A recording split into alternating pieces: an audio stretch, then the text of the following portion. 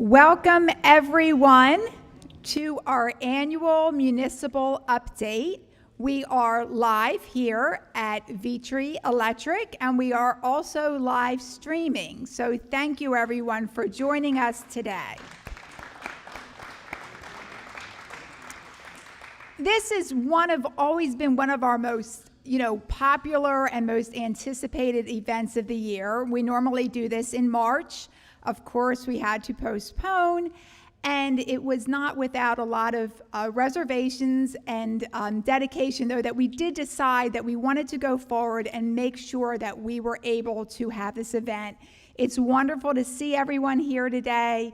It's wonderful for everyone that is joining us from home, and we're glad that you're here with us today. We would like to thank you and thank Valley Creek Productions and Justin Chan, who have made this possible with their production company and their professionalism. And of course, we want to thank Greg Vitry for hosting us yet again. I believe, Greg, 16 years that we've been in this location, and also we wanted to make sure we were here again this year because I think this will be our last year at this location as Greg is building a new facility that is going to house us going forward and with even a larger capacity. So it's kind of bittersweet that we're here today for the last time, and but again, looking forward to the future and good things to come. At this time, we are going to show a short video to thank all our sponsors that made today possible.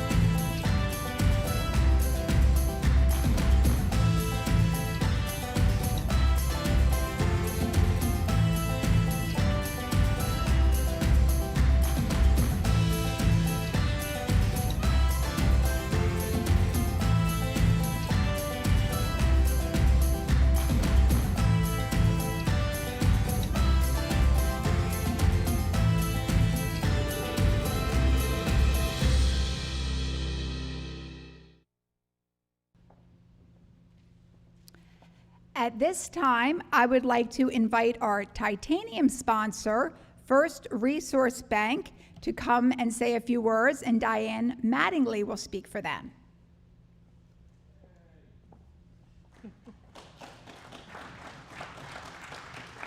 Thank you, Alyssa. Thank you to everybody. Thanks for being here. It's great to see everybody.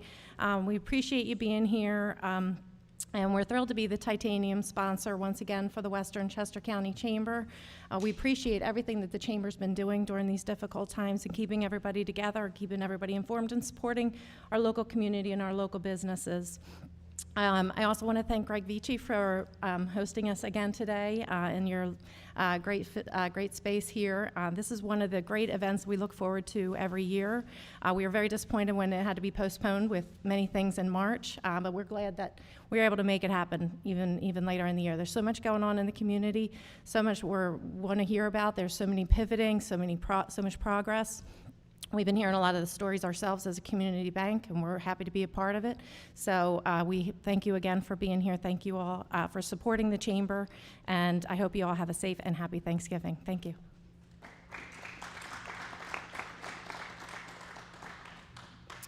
Thank you again to First Resource for supporting us for the past several years, and we look forward to a continued relationship with you.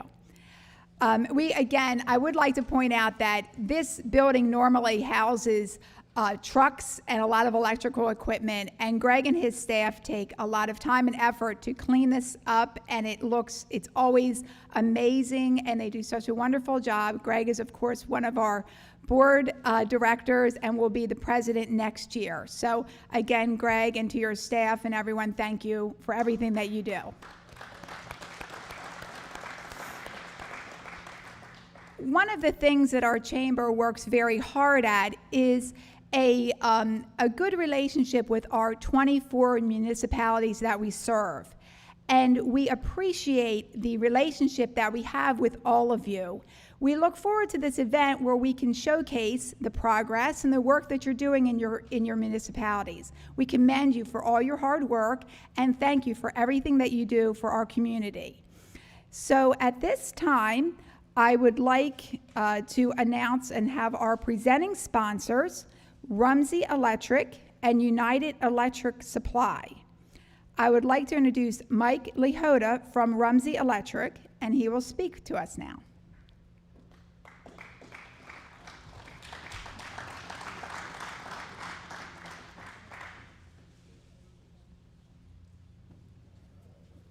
Thank you, Alyssa, and thank everybody for coming out, and special thanks to Greg for hosting us here. Also want to thank Donna and the entire chamber for persevering, being able to put this on, go through the obstacles and hurdles that all of us have experienced in the last 8 months in our own businesses, our own family lives. Every day is a new and harder challenge, it seems, but we believe that if you make it through 2020, everything can only get better from here, and the strong that survive will survive through all of it. We've been a member of the chamber for about 3 years now, going on our 4th year, and they do a lot of great activities, and this is one of them, and we're very glad that they were able to pull it off with a delay. And to everybody at home, this is a great opportunity to be able to stream it as well. So thank you for having us. We're happy to be here, and have a safe and happy holiday season. Thank you.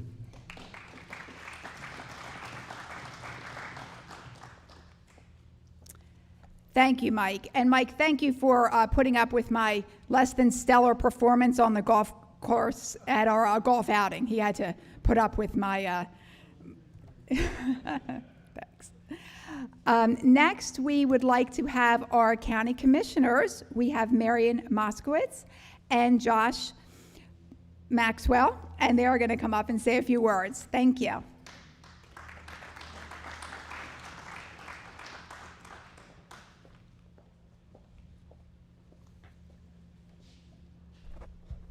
Hi, everybody. So nice to be with you all. I want to thank Greg. I've known Greg, 20 years now, I think. We kind of grew up together, if you will. But I'm grateful to be here, especially given COVID and the situation. It's just nice to see people and be with them. I'm just going to give you a couple notes about the state of Chester County. And so bear with me as I go through this. So as you know, Josh and I are new to the county commissioner's office, and we barely got to figure out where to hang our coat when the health director informed us that she saw this coming and she thought it was going to be a pandemic. And our health department was already in January working on an operation plan to put in place to protect each and every one of our 522,000 residents. So we were really ahead of the curve when you look around the state, and I'm so grateful to the health department for taking that initiative. But so we were immobilizing for action. It's not just about health and mental health. It's also about infrastructure and all kinds of things, technology, all these things that we've all had to learn pretty quickly in our lives during COVID. But what was so great for all of us was the partnerships that we were able to establish early in our terms. Partnerships with all the chambers. They're great partners for us. Partnerships with the nonprofits. You can just go down the list, the schools, the universities. We had to make friends very quickly and start working with hospitals and healthcare workers. And those relationships that we forged have kept Chester County so strong. Our cases are going up, there's no doubt about it, but we have still always been a little lower than the surrounding areas. And it's due to all of us working together, united, and working with our health department and our emergency operations center. You know, on March 12th, we enacted our emergency operation declaration, which was very early in the process. And we went on all non-essential workers. And it was a trying time because You want to make sure that you're making the right decisions for the right reasons for our community. We worked with our human resources to make sure that we've had mental health sources for our families that needed it most of all and still need it. We saw that there were holes and pockets in our community that weren't getting service. They were food insecure. People that are just like you and I, right, that own businesses and that work every day, were struggling now to survive. And so we had to put plans in place to do that. And we were lucky that we were ready to do it, because Chester County has always been strong, and the state of Chester County remains strong today. So thank you.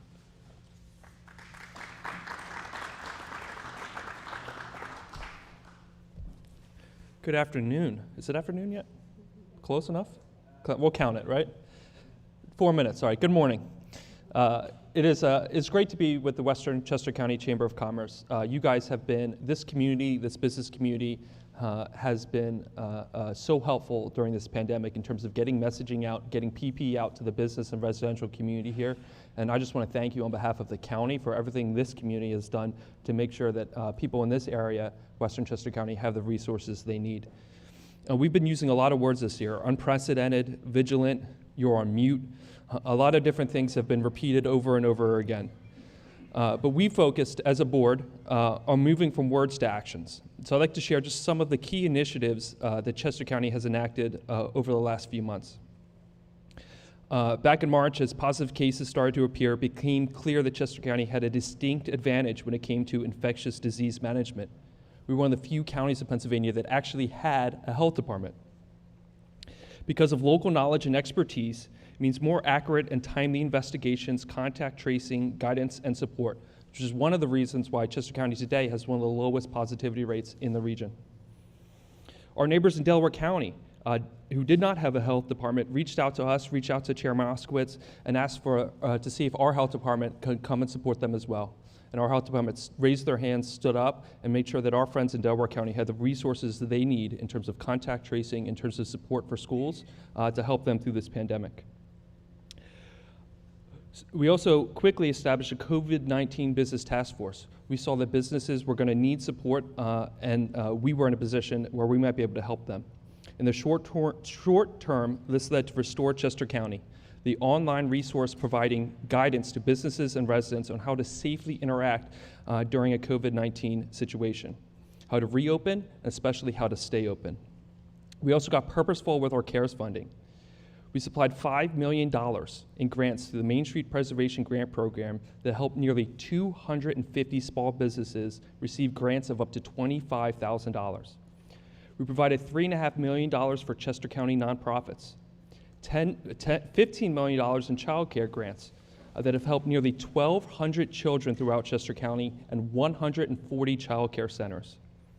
We provided funding to public schools that is going to help support 71,000 public school children throughout Chester County. We provided $2.5 million to our important partners in the first responder organizations, firefighters and police officers. Funding in all of these areas not only directly benefits our Chester County communities, but the ripple effects will help bolster our economic strength as we continue to make our way through this pandemic. We greatly look forward to when we have a vaccine that will be available. And we have already started planning the process of how that vaccine will be distributed in Chester County. When we pledged to prioritize the health and safety of every Chester County citizen back in January when we were sworn in, we never pictured what that would really mean. The past 9 months have been extraordinarily tough, but it has showed that Chester County is as strong as ever. And we thank the Western Chester County Chamber of Commerce for being such an important and vital partner in that effort. Thank you very much.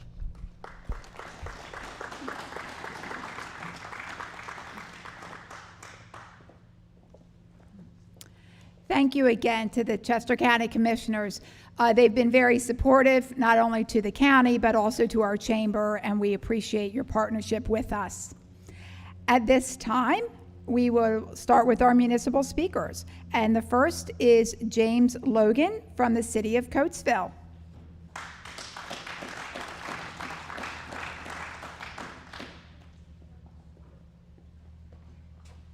Thank you. How's everyone doing this morning? I gotta look at Sunny because she's gonna give me the old, oh, okay. I guess I better start talking now. All right, first I just want to thank you all for being here today, and also thank our city council members. I do see that one of them is in the audience here. Councilman Folks, thanks for coming out this morning. Also, I want to thank our president, Linda Lavender Norris, for her leadership on our council, and also thank our state representatives, our local leaders, and our commissioners for being here today too. Thank you very much. These are individuals that are pretty much helping Coatesville rise. A lot of you have seen in the newspaper recently, various articles about Coatesville, from development to our youth initiatives to, the train station, you name it. And if you haven't, then you should either read the Daily Local or the Vista Today. But these publications have certainly helped us turn the city around. One of the things, and I'm kind of going to go off script a little bit, one of the things I want to start out by saying is that I appreciate all of the municipal colleagues here for their outstanding work that you've done during, before and during, and even after this pandemic leaves us. Jeez, can't speak today. I know that you rarely get a high five from the residents, from staff and stakeholders, but I know the work that you guys are all doing, managing your communities, is just incredible. We all have a network that we talk to each other on our emails, and it's just, it's wonderful to know that I have your support. Certainly you have my support, but it's wonderful to know that you guys are just doing some incredible work out there. So thank you all for doing that. I also want to just bring up a few things that have been happening in our communities. A lot of things are changing. We are talking about today, what's happening in terms of our development in communities, in terms of the growth and the economic change. But the reality is there's some other things that are going on. And, the Black Lives Matter, diversity and inclusion, companies being more transparent. All of these things are affecting how municipalities operate. And one of the things that I'm sure a number of you have realized is that these issues are at our front door right now, because our residents, our leaders, they want to know, what are we doing as municipal leaders to address some of these issues? And the city of Coatesville is no different. We've had protests, we've had demonstrators, we've had threats, and these are all real, and they kind of sometimes go against what we're trying to do in terms of our development, but they are part of our development. And one of the things that I've realized is that we have to change the way we do business. We have to change the way we govern in our communities, because it's no longer the way it used to be. We have very diverse communities. We have communities that young people are coming in and their parents are here with them, and they have different demands. And one of the things that I'm learning every day is that these things are not going away. They have real issues. Some of it's in relation to how they live, the quality of life, and some of it surrounds workforce development. So one of the things that the city of Coatesville, under the leadership of our council members, is that we are going to begin to look at those initiatives very strongly and very intently.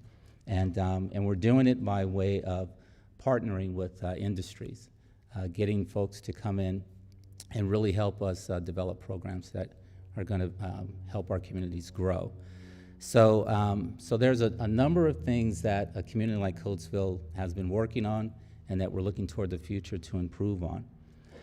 One of the things that, as I said earlier, we've been in the paper a lot, but just to highlight a couple of things that you have been seeing in terms of our development, We have projects going on in our Opportunity Zone, which, Coatesville has 4 opportunity tracks. And one of the brightest stars in our Opportunity Zone footprint is a company called End Solutions, who is headed up by Sue Springsteen. That's 190 West Lincoln Highway. It's a project that we're very excited about. End Solutions is a light manufacturing tech company, incubator accelerator, so we're very happy that she's there. Another company is, I'm kind of finding my notes here. Another company or investor is Activated Capital. Activated Capital has come into Coatesville with 5 or 6 projects. We're very excited that they've taken the initiative to help us revitalize some existing buildings along with some of the schools or open space in the community. They're looking to do residential projects, helping some of our renters who are transitioning to home ownership and get them into the homes for the first time, which will help the city of Coatesville in their balance of renter to home ownership ratio. The other things that are happening are the train station. You guys have heard a lot about the train station over the last maybe 25 years. Well, we actually are moving forward with that. We have contracts that are going to be signed hopefully the end of this year. Construction will start next year. And in addition to the new train station, which is between 3rd and 4th and Fleetwood, we also have a 480 space garage that we are working on a capital stack to get that moving. Sonny and I, actually I have 1 minute left, thank you, Sonny. Sonny and I have been working on initiatives ranging from VPP to the Opportunity Zone. We've had 4 or 5 successful Opportunity Zone symposiums. We just had one on Tuesday, which we brought a lot of our investors up to speed of what's going on. But all in all, we are just very excited that all of these projects are happening. And I'm not going to get through them all because I'm about to get yanked. But the update really is in the newspaper. It's in our videos. But I'm just happy to be here to share with you guys that Coatesville is rising. Thank you to a number of individuals in this room, Greg, and I see Bill over there. You guys have been very supportive of me and what we're doing in the city. And I encourage all of you as municipal leaders to really open the doors as this pandemic goes away and invite your residents in. They need to see what we're doing. And I think when we really become a little bit more transparent to them, we're certainly going to move in a direction that hasn't been seen in a number of years. So with that, thank you. Thank you. Where's Donna? She's not here? Donna, if you're out there, thank you. And thank you all for allowing me to share a little bit of Coatesville with you this morning.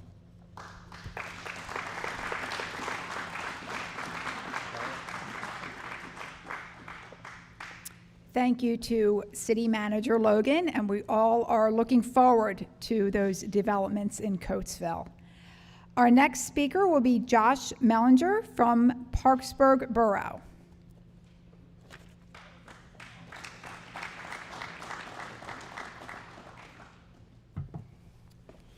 It's officially afternoon now, so good afternoon, folks. Thanks for having us here. I'm Josh Mellinger with Parksberg Borough.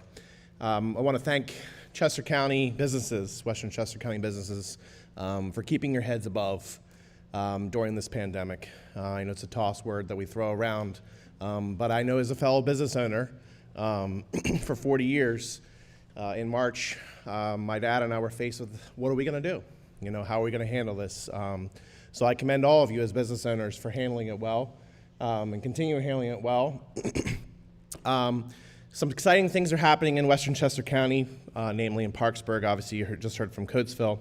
In 2022 marks the 150-year anniversary for Parksberg Borough. With that, we'll be doing a sesquicentennial celebration for the entire year. We have a historical commission that we put into play a couple years ago. They'll be planning activities that we'd love to have you guys as business owners involved in. To help us to continue to grow the community, to continue for people to be aware of what's what's in Western Chester County. We'll be reaching out to other states as well for people to join into the festivities as well. So that's a huge milestone with that. This past October, we adopted our revitalization plan. After 16 years of not having something up to date, we now have a revitalization plan that we worked with Chester County Planning Commission with. It's an amazing plan. It incorporates a lot of Western Chester County into the plan, with the walking trails being expanded from down in the Exton area all the way up through, coming into Parksberg, going into Diacklin Borough actually as well. So that's exciting for us. A lot of infrastructure updates, sidewalks being redone, street lamps. If you guys do have the inclination to go in and look at our plan, you can go to Parksberg Borough's website. It's quite an extensive book, if you will, but it's exciting, some fun things that's happening in the borough. Couple other things, we too are going to be getting train station updates. Much like Coatesville, our train station is all but out of date and needs to be updated with the current demand on public transportation. So hopefully, with the pandemic, things have been pushed behind, but hopefully within the next few months, we'll get that plan started. Our West End Bridge, which has been out since 1994, is in the finalization plans of getting updated as well, which will open the west end of Parksberg back up, again, up by the Parksberg Point, if you guys are familiar with the area.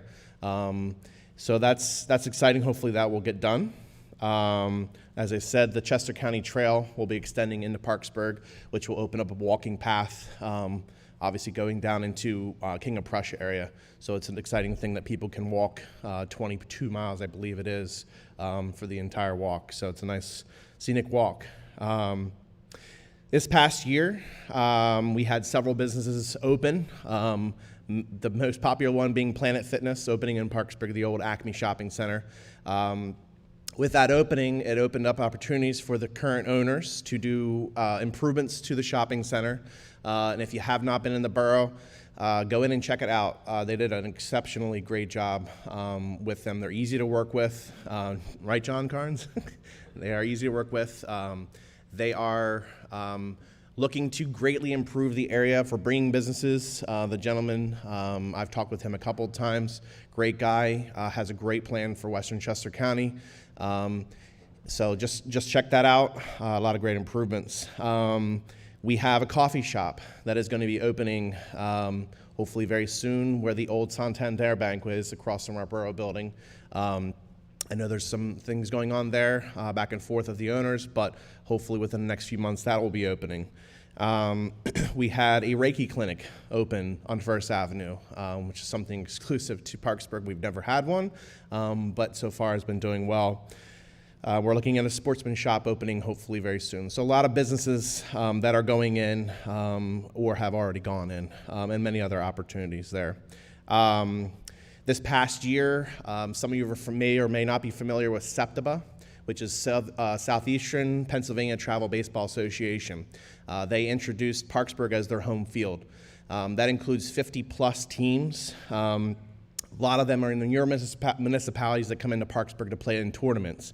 Even with the pandemic, we were able to host them, but we were able to have, I think, something like 17 tournaments this fall and late summer.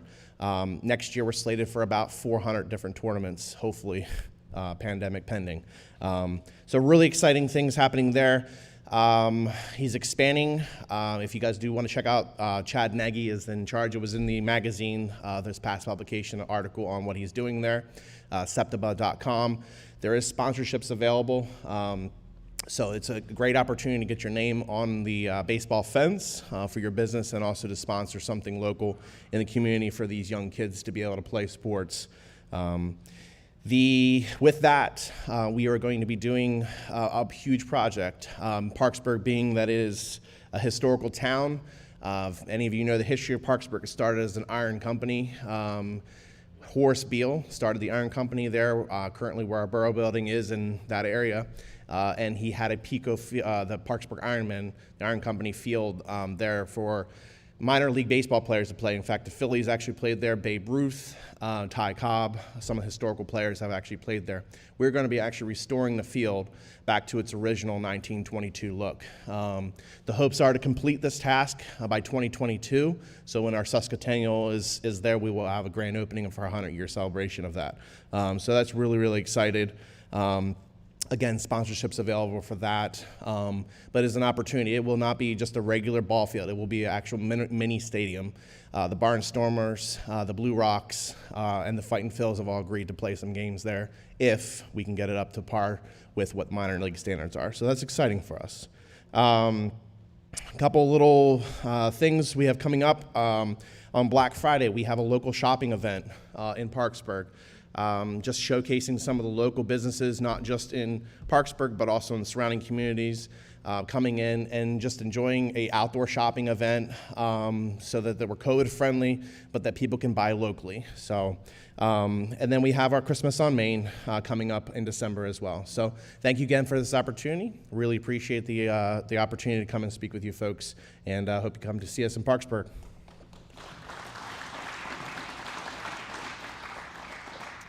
Thank you, Josh. A lot of exciting things happening in Parksburg. And I love that word, sesquicentennial. I'll have to work that into conversation here. Next, we have Chuck Dobson from West Brandywine.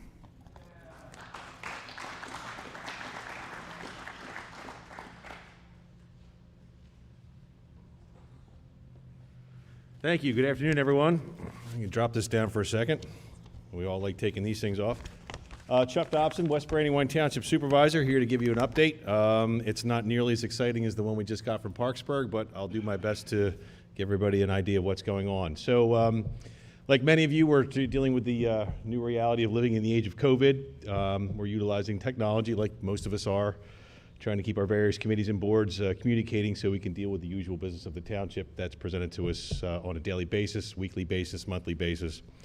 We all hope that this reality is short-lived and we can get back to normal, whatever that means. We don't know yet. So a couple of community updates, just some holiday information here. Again, not as exciting as what was just said for Parksburg, but we're doing our best. Our Park and Recs Department is doing a drive-through day with Santa on December 5th from 4 to 6, provided that there's no changes in kind of what's going on in the world today. We're all hopeful that that can happen. We're doing what we can to make sure that everything is done the way it needs to be done these days relative to social distancing, isolating, et cetera, et cetera. There will be some gifts given out to some of the needy folks in our township, so we're actually a little bit excited about that. We are closing in on the completion of our new ambulance building. This is part of a cooperative effort between West Callan Township, West Brandywine Township, and Wallace Township. The Westwood ambulance number 244 will be the new home for that ambulance, so we're excited about that. It's been a long time coming, and we're getting close to the end, so like I said, we're all going to be grateful when that's done. Hi, Mark, how are you? We are also applying for some DCED grants and some PennDOT grants to complete some much-needed improvements to Pratt's Dam Road. I don't know if you're all familiar with it, but down where it gets close to Route 340, it gets a little hairy, and I think what's happening is the Brandywine Creek there is getting closer to the road, so we're hopeful that in the next year or two or three, we can secure the funding to do what is probably going to be pretty much a reconstruction. That's kind of the state that the road is in. So hopefully we can get that done before something catastrophic happens and we have to close the road, because that would be a great inconvenience to everybody in the community. Also, we are looking forward, we've been working with PennDOT. There is a roundabout that's going to be going in our township at the location of where Cedar Knoll Road and Reeseville Road intersect Route 82. We're hopeful that that construction is going to start here in the next 12 months, and we're all looking forward to eliminating what is easily considered one of the most dangerous intersections in the entire county. So I can tell you from, as a supervisor in West Brandywine Township, getting the notifications from the local EMS folks that there's accidents happening there probably in the order of once every 2 to 3 weeks. Most of them are not severe, some of them are, so we're looking forward to getting that completely resolved. Also, we are, as a township, we're excited to announce that we recently hired a new lieutenant to our police force, Ken Michaels, who was formerly from Coatesville and All due respect to Coatesville, we're grateful to have Ken, and I know he was a loss for you folks. But he's our new lieutenant, and we're really excited to have him on board. And we think he's going to do great things for our community and also the other community we serve, which is Wallace Township. Relative to some project updates, we haven't had a lot of things happening in West Brandywine Township over the past several years, but that's kind of changed over the last year or so. Traditions of America has been under construction with an active age community located at the intersection of Culbertson Run and Swinehart Road, which is just close to the 5 Points intersection at Route 322.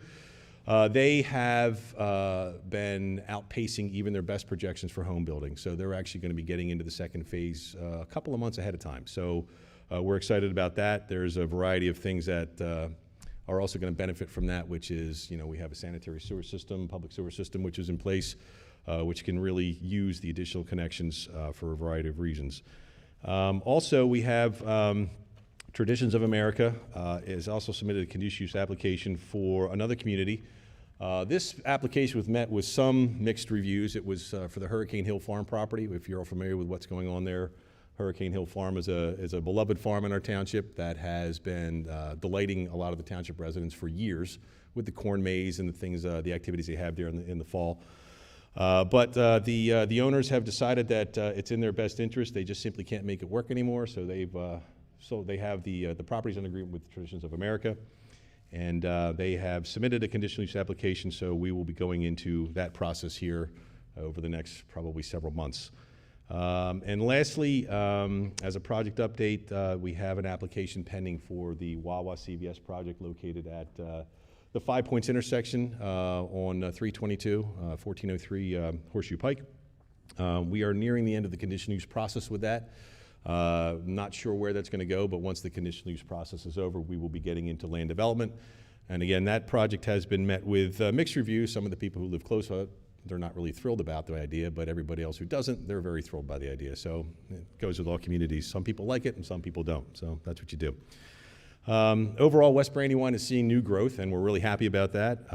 It presents some obvious challenges, but it also presents some opportunities. Some of the, as we all know as municipal officials, some of our residents are really thrilled by some of the updates and others are not.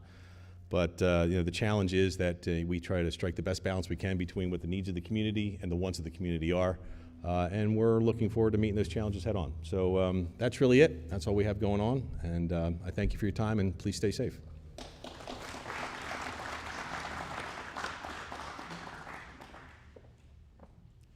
Thank you, Chuck. At this time, we are going to listen to some pre-recorded updates that were provided by some of our municipalities that were not here today. Hello from West Bradford Township. I'm Justin Yike, Township Manager. Thank you to the Chamber for this invitation to update the members on what is taking place in West Bradford in 2020. As all of you, we continue to do our part to protect our residents, our employees, as well as to mitigate the spread of the coronavirus. When I last updated this group, under much different circumstances, we were discussing pending litigation on the redevelopment of the Embryville Hospital Complex. I'm happy to report, as of October 2019, we have settled all outstanding litigation. West Bradford will acquire the 200-plus acre site, which will become approximately 50 acres of active recreation and 150 acres of passive preserves. The township was successful in acquiring $5 million in funding from Chester County, and we are currently working to secure another $1.5 million from the Federal Land and Water Fund. In early 2021, we will begin the process of planning for the future use of the Embryville complex. Continuing on the preservation front, West Bradford is currently in negotiations to preserve an additional 170 acres on Groundhog College Road. Once this acquisition and easement are complete, the township will have preserved over 500 acres that abut the Cheslin Preserve. Our goal is to continue to diligently work to acquire easements and preserve as much of our landscape as possible for future generations. Recently, the township took advantage of historically low interest and bond rates, refinancing all outstanding bonds at a 2% interest rate, which will save the township approximately $700,000 without extending any bond maturity dates. West Bradford is currently working on planning and submitting grant applications to revamp the Marshallton Thorndale Poorhouse intersection. Future plans point to a roundabout, which will better handle our traffic flows, as traffic continues to be one of our bigger challenges moving into the future. In 2021, we will begin to remodel and expand our administration building. Our current facility, which was built in 1990, has served us well. However, we've run out of space and we require additional room to serve us over the next 30 years. As I close here, I want to again thank the Chamber for all of their efforts and hard work, and I want to encourage everyone listening to support your local businesses. They all need us now more than ever. Thank you. Hello, I am Carol Pringle, Christiana Borough Manager. I am here with Administrative Assistant and today's videographer, Marianne Schneider. We hope this finds you and yours well. We are here at the Christiana Lions Club Community Building and Park. The Christiana Lions are an active organization who stands ready to assist in times of need and disaster. Most recently, the Christiana Lions Club collected donations of essential items which were shipped to South Louisiana in the aftermath of Hurricane Laura. In the spring, the Lions Park is quite busy as it houses Little League Baseball. The newest addition to the park is Buckwheat's Coffee and Such, owned and operated by Allie Zimmerman. Think food trucks serving specialty coffees and sweet treats. You can walk up or drive through to get your treats. Buckwheat's is open Monday through Friday, 7 a.m. to 4 p.m., and Saturday, 8 a.m. until noon. Come out, enjoy a treat, and stroll around the park.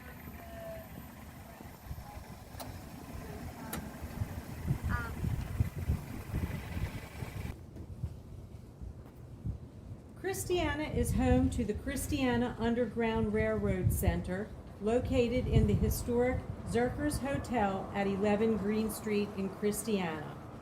On September 11th, 1851, this site played a central role in a series of events that have been collectively interpreted as a major spark in the kindling of the Civil War 10 years later. These events also represented a significant point in the career of abolitionist, Underground Railroad activist, and U.S. Congressman Thaddeus Stevens. The Whig congressman from Lancaster County served as the counsel for the defense of the 38 citizens charged with treason against the United States for their participation in what is now referred to as the resistance at Christiana. For information, go to zerkershotel.com. The center is open by appointment. Call 717-665-2275. We are also happy to have Chantry Place located at 15 North Bridge Street, which is a venue for catered events and hosts quality craft offerings several times per year, known as Findings. Chantry Place offers the charm of the past with the elegance of today. For information, go to chantryplace.com. We are looking to the future as the Christiana Hotel, located at 1 West Slocum Avenue, is in the process of being restored with a planned use of a bed and breakfast and eatery pub. We would love to have you visit Christiana, whether for a picnic lunch at the Lions Park or the Christiana South End Park located on South Bridge Street, a coffee from Buckwheat's, or a stop at the Underground Railroad Center. Thank you. And as 2020 comes to an end, let us be hopeful for a brighter 2021. Good afternoon, everyone. My name is Patrice Proctor, and I'm from Valley Township, Chair of the Board of Supervisors. It's nice to be here today, but I'm a little away from you, from each one of you. So I'm going to go over the items that are update for the township at this point. I'll probably make some mistakes because I'm a little bit even more nervous during the daggone video than if I was sitting in front of you. So just excuse any errors, but I think you'll be surprised with the amount of updates that we do have. I wanted to mention to each one of you that if you are sending information to Valley Township and you're sending it to the attention of our manager, Carol Lewis, who is out currently, unfortunately, on a medical leave, that information should be sent to our new Assistant Manager Secretary, Janice Rambo. So congratulations, JR, on her promotion. So make sure that you send it to Janice's attention, and that is jrambo@valleytownship.org. Some areas of businesses that are coming into Valley Township. Greg Vitry. You are sitting in Greg Vitry's place right now, and Greg Vitry is moving back to Valley Township. He was here many years ago on the south side of the township, and now he's going to be moving on the north side at 210 Waverly Boulevard, lot number 6 in Valley View Business Park. Greg is building on an 8.335 acres of land, and his building is going to be 58,835 square feet. That's his building. It's going to be a mixed-use building with an office, industrial, and warehouse, and of course, he is an electrical provider.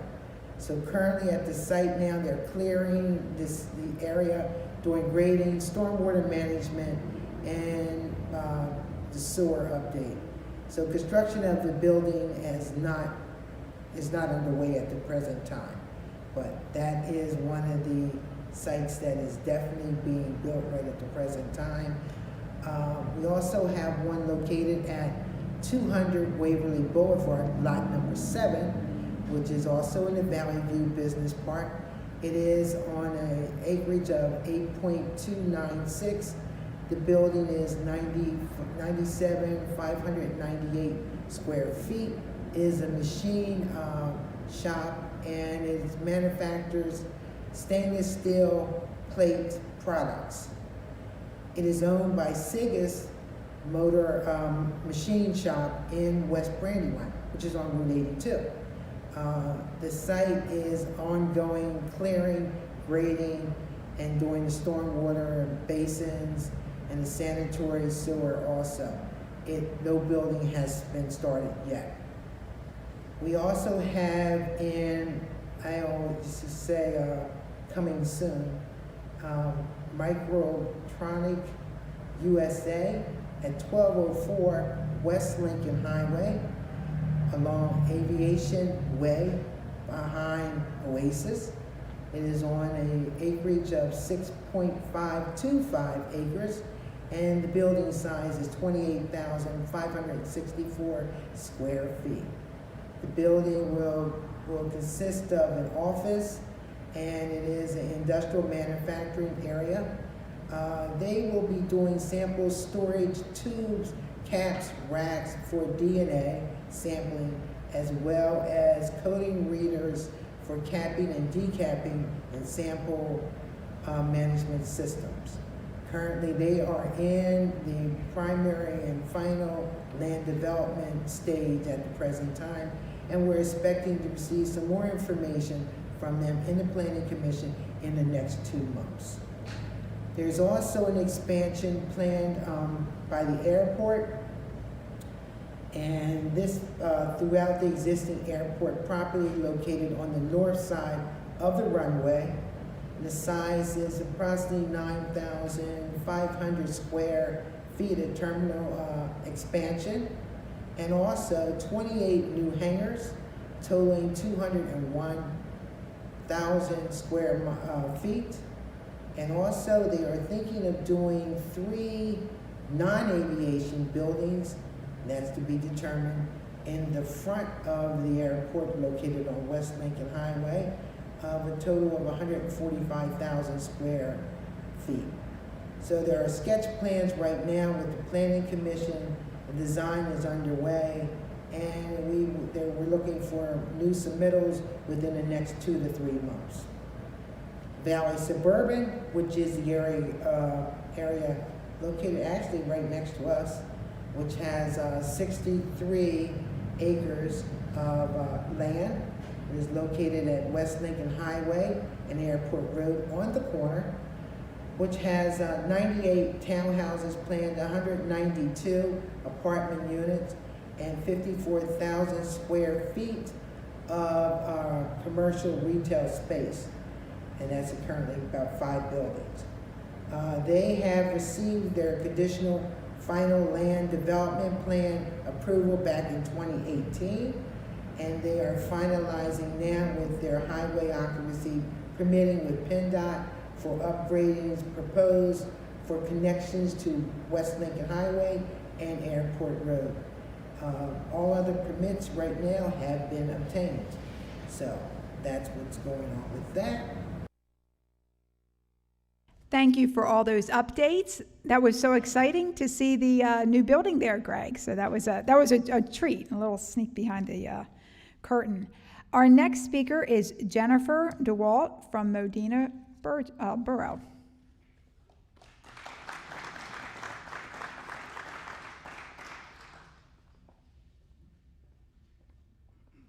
Good afternoon, everyone. So my first thing is anybody here not know where Modena is? It's okay to admit that because most people don't. If you don't, come see me afterwards. Well, Josh can point you out. He knows us very well. So Modena is, as most people know, we are the smallest community in Chester County. We are about half a square mile and about 550 people. But the past 2 years, we've had a lot of growth going on. We are in the process of rebuilding our community. It's kind of just been forgotten about, which it happens, but so we recently redid a bridge. We had our little South Brandywine Avenue bridge, which it's about this long, but a lot of money came in from the county so we could do that. It doesn't really affect a lot of people, maybe 150 people, but it's a dead-end street, and I would be stuck at home without it. So very thankful to the county for the funds that came through so we could finish that project. It was about 7 years in the making prior to me being there. Along with that, we are also applying for some new grants so we can do the rest of our roads within the county. We've also received some grants, some recent grant money. We have a historic home, sorry, I am terrible at public speaking, so if y'all could just turn around right now, I'd be fine.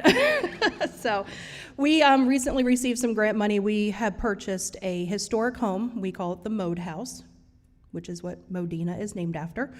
The Mode family built this house early 1800s. It's where we started our original paper mill, which is what Modena was made for. The plans for the property, we currently have about 2.5 acres. We are going to try and get another 7.5 that's currently owned by ArcelorMittal. But the house that's on the property, we are going to be restoring, turning it into our new Borough Hall, as we currently have a double-wide trailer for Borough Hall. So new Borough Hall, along with some community center in there, hopefully, if we get enough space. Then the 2.5 acres of parkland will be open space, ADA compliant park, trails, and fingers crossed if we get this other land, we will then have access directly to the Brandywine. We've been working a lot with the Brandywine Conservancy to acquire this land and do some other plans. Their waterway trail, if everything goes through, we would be the head of that trail. You would then be able to hop onto the Brandywine in Modena and eventually get down to Delaware if you wanted to go that far. So that's that project. We're going to be working on our comp plan in 2022. Our comp plan is currently 16 years old. So we're going to be working on that. So working with the county again for funds towards that to get that taken care of. Even though we're so small, everything costs just as much for us. So we're a little behind on getting things done. You know, if you guys feel like sharing some money our way, it's always appreciated. But so it does. That is one of our biggest problems, being such a small community. Everything costs the same amount for us, but we just don't have the income there to support it all. So we have our Mode House that's going on. We did our bridge, which was great, and we're going to be doing our comp plan. So other things going forward, 2021 brings us to 100 years for us. Not quite as old as Parksberg, but we're catching up. So we have a lot going on for 2021, some plans going on. Our first big plan for 2021 in regards to our centennial celebration, and Josh is going to be there because he told me at the dinner he will, we are planning a polar bear plunge.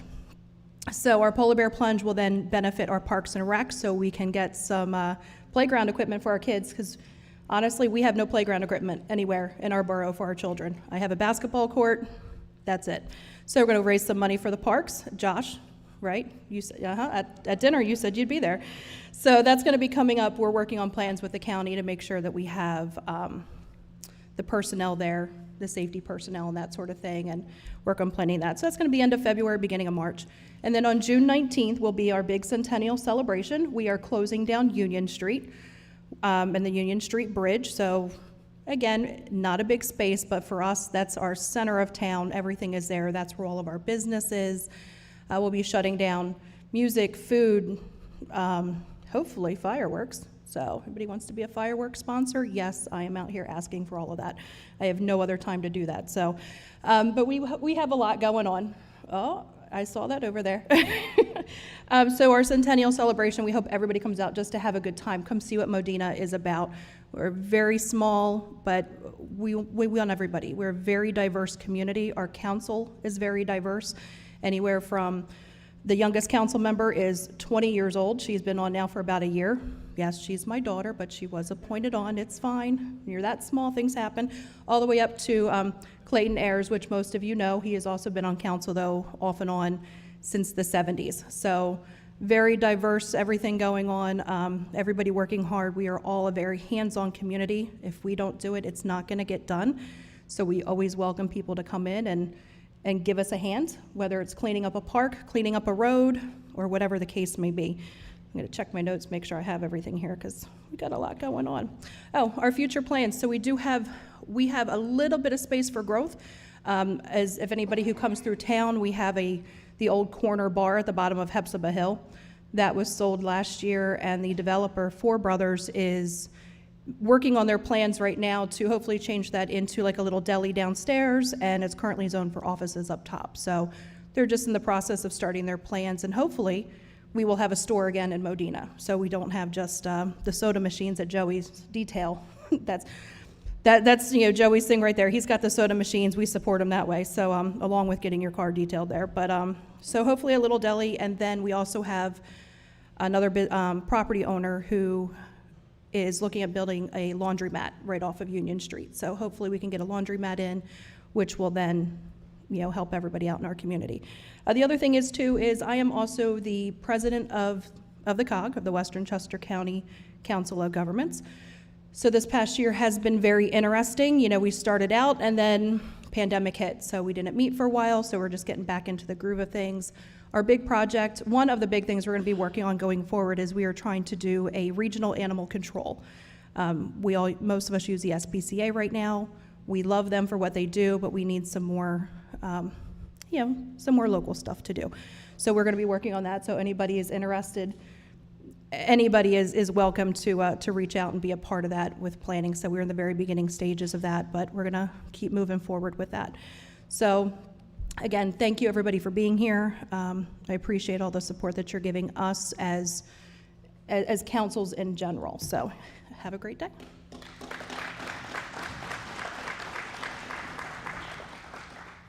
Thank you, Jen. Josh, I think you're on the spot now because that's recorded, so no way out. Next, we have Ed Haas from West Sasbury Township.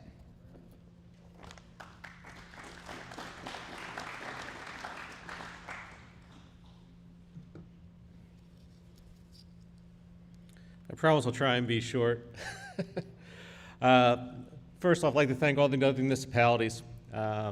More and more people think that we're on little islands, be it West Sasbury, Parksberg, Modena, municipalities, that we're all little islands. But in reality, we're not. One thing, anything that benefits one of us benefits all of us. The old saying about rising tides raise all ships. That's true, especially in municipal government. For West Sasbury, it's been an interesting year. We've had some development that's come through. Currently, and to quash some rumors I've seen on Facebook, the TJ Maxx at the shopping center in the West Sasbury Commons will be opening in April.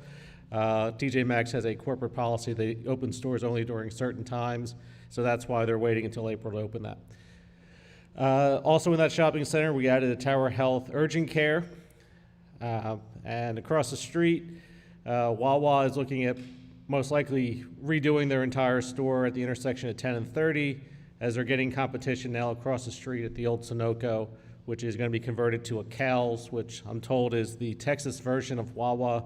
I don't know what Texas version of Wawa looks like, if it's like a flying bull rather than a goose, but we'll see what we have at that point. Currently, J.D. Ekman has entered a plan into the township to build a 100,000 square foot garage next to their current corporate facility.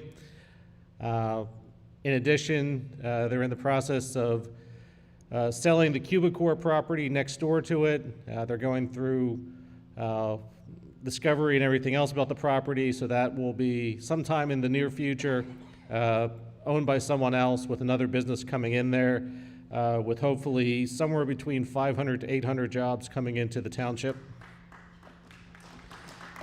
Fingers crossed.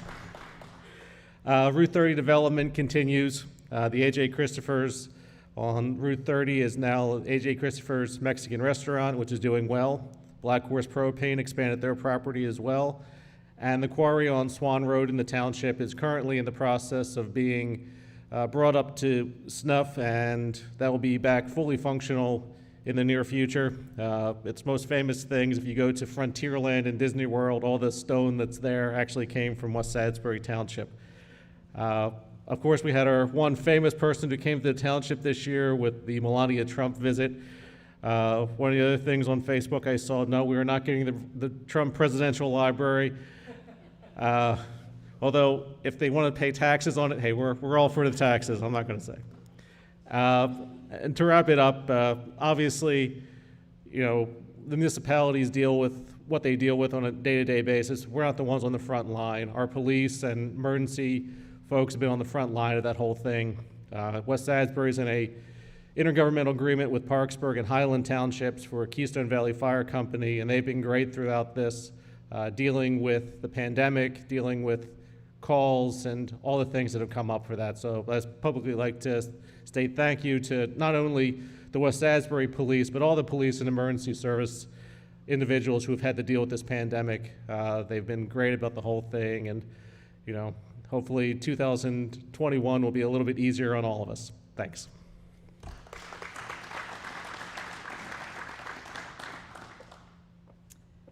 Thank you, Ed. We have one final video from the Borough of Diacklin. Hello from Diacklin Borough. This is Mayor Darren Hadorovich. I am honored to have the opportunity to speak to all the positive things happening here in our fine borough. First and foremost, a sincere thank you to Chester County. You have been instrumental with facilitating the county CRP grants. For 2019, the borough was awarded $300,000 to fund security measures at our Church Road water plant, as well as the West End pump station. And these went to things like fencing, emergency generators, and site lighting. For 2020, the CRP grant was $506,880, and this is going to the water main replacement and road widening on Ridge Avenue. Again, a thank you to Chester County for your assistance with the Planning Commission staff and developing our 4 Parks Master Site Development Plan. The staff has been invaluable not only in the application process, but has sat on our study committee, and we are at a point now that the plans are being pushed to the council. Once they accept the plans, we will be looking to develop and design park plans, as well as the bid specifications. At that point, we'll be looking for funding sources. An institution right here in Diacklin is our public library, the Diacklin Library, beloved by the community, and very excited to announce that they are getting very close to moving into a renovated historical building in the center of the borough, directly across from Borough Hall. Much improved space with great lighting. It'll be a welcome move, and be very pleased to report that hopefully will be happening in 2021. The real estate market here in Diacklin remains hot. Houses are not sitting on the market for very long, and as with a lot of areas, we do not have a ton of inventory, but we have seen a very welcome increase in real estate value. And speaking of real estate, 2021 should bring in the development of the Chetty Applewood plans, 62 single-family homes. 37 homes are in Phase 1. Construction and site improvements in Phase 1 is expected again in 2021. And right here in the borough, we have several businesses, one of which manufacturer is Sellers Woven Materials. Excited to announce that they are expanding their building footprint and as well as expanding their workforce. So we are hiring here in Diacklin. Parks and Rec Commission is very active. We had a even in spite of the challenges of 2020, several key events were able to move forward. One of them being Community Day, and in conjunction with that, the Parks and Rec Committee sponsored a 5K fun run and 1K walk. Also excited to announce that my son Jared came in first place for the 5K fun run. They had 27 total participants, and social distancing was observed throughout the entire event. In addition to that, they are currently working on improving landscape improvements on Main Street, right in the center of the borough, with the development of several planters, and looking very excited to see that take shape. Finally, October, we were able to host a pumpkin carving contest at the right at the Presbyterian Church property. The 15 local families participated, and we were able to award several gift cards to the winners for local businesses here in our neck of the woods. Community Day was a success. It was a bit different this year in September. We're very excited to see an improved one for 2021. Diacklin Alley, Wizard Alley, event was canceled due to COVID-19. However, we are expecting to see this rescheduled again for July of 2021, and excited to see this fun event return. With our council, we have a junior councilman program here, and have been very pleased with Sydney Burkhart sitting in on the council meetings, as well as remotely where applicable. And she has been bringing us a lot of key information from the Octorara Area Senior High School. Finally, wanted to just take a moment and really speak to the leadership here in the borough. As a mayor, it has been well received through the leadership of our borough manager Karen Andrews, as well as the council and the staff. They really do make Diacklin a great place to call home, and one that I feel is truly special and represented here in Chester County. So thank you for your time. Have a wonderful day, and look forward to a fantastic 2021.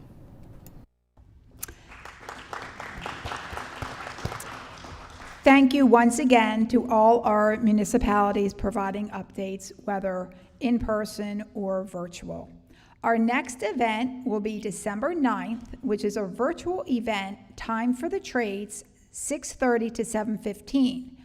Our objective of this event is to influence the perception among community stakeholders about the importance and value of promoting the trades among our future workforce. So we hope you can join us for that event.